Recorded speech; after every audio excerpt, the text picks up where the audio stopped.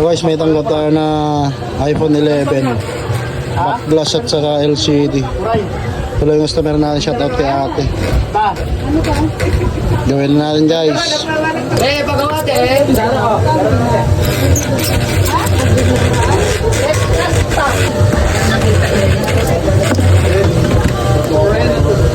Boss, dito na yan. Gawa ate. Pati face ID ko man. Ilagay natin na pang. Bakit iba yung kulay te? Boss, dito na yan. Flavor lang ka, ha? Kaso yung ganyan pa ng screen kahit Yan. Ilagay natin na LCD GX. galing talaga sa... Gumautol na yung bati. Sige. Yung nakaraan, cloudy kasi.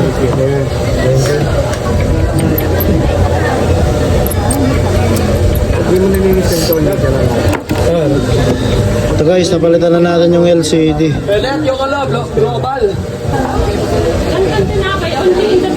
Sunod naman natin yung back glass.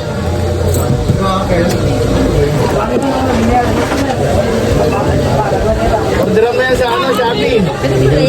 Oo. Meron yan. Wala. BLP 643 ka. Yung i-search mo. Dapat to kailangan ingatan. Puro lang pwede, ano mo, 300. Medyo ito, magandang mo yan. Ha? Balik ko kayo. Ari. Sambo. Okay, meron. Mas lang dito para... May frame na. 1.3 sir, 1.350 yan. 1.3. Ito guys, napalitan na natin ng LCD at saka back glass. Yan.